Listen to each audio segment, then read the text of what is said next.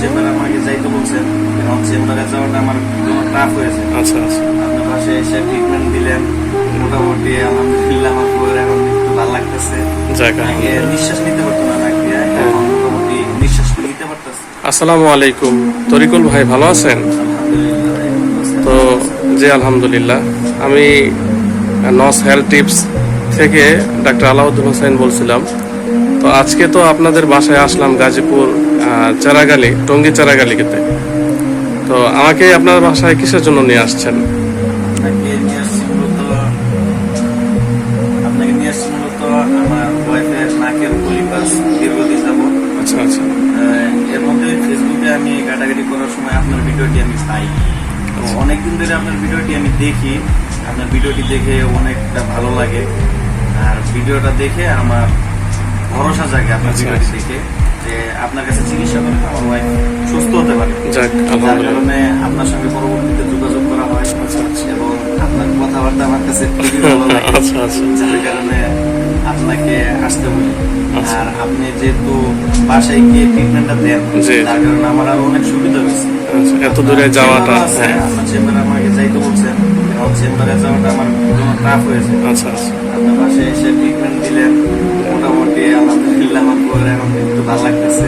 যাক আগে আলহামদুলিল্লাহ। নিঃশ্বাস নিতে পারতো না নাক দিয়ে, এখন মোটামুটি নিঃশ্বাস নিতে পারতেছে।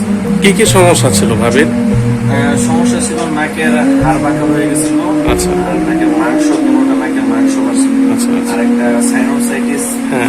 এরকম একটা সমস্যা ছিল। ওইটার কারণে মাথা ব্যথা হয়।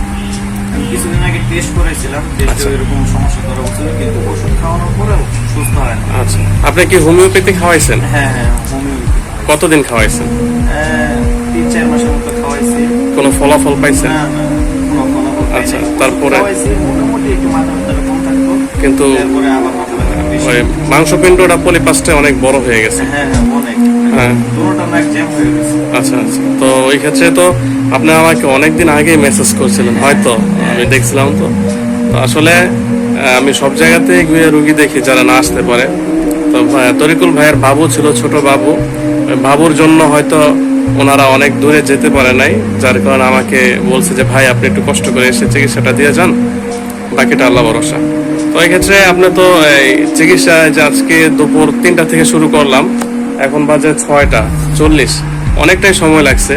তো সময় লাগলেও ভালো। তো মূলত নাকের মধ্যে ওষুধ দিয়েছি 3 পদের ওষুধ দেওয়ার পরে ওনার যে সাইনাসের যে মিউকাস গুলো জমা ছিল ওইগুলা তো নাক দিয়ে পড়ছে, আপনি তো দেখছেন অনেকটাই পড়ছে। আর যে পলিপাসটা প্রথম ছিল ওইটা তো চিকিৎসার পরে আপনি দেখছেন কিরকম হয়েছে।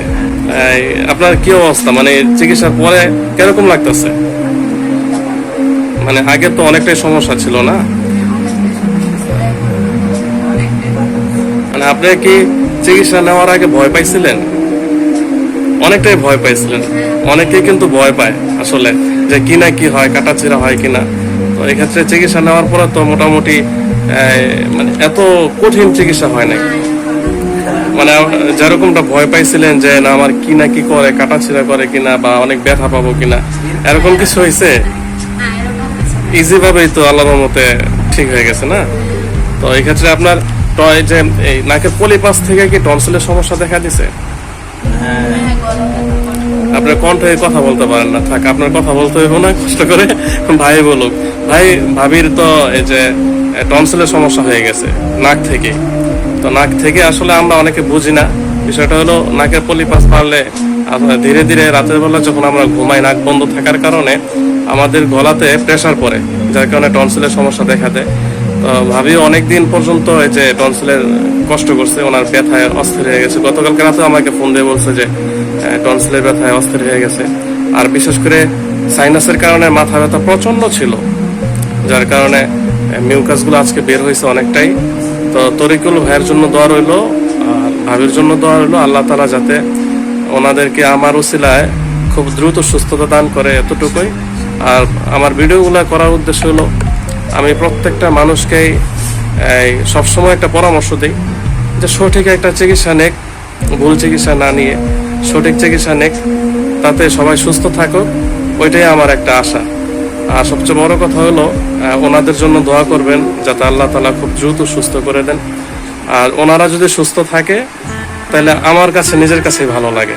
হ্যাঁ, তো এই ক্ষেত্রে ভাই আমার জন্য দোয়া করার দরকার নাই, ভাবির জন্য দোয়া করবেন যাতে আল্লাহ তাআলা ওনাকে খুব দ্রুত সুস্থতা দান করে। ঠিক আছে? আচ্ছা, ঠিক আছে ভাই, আল্লাহ হাফেজ।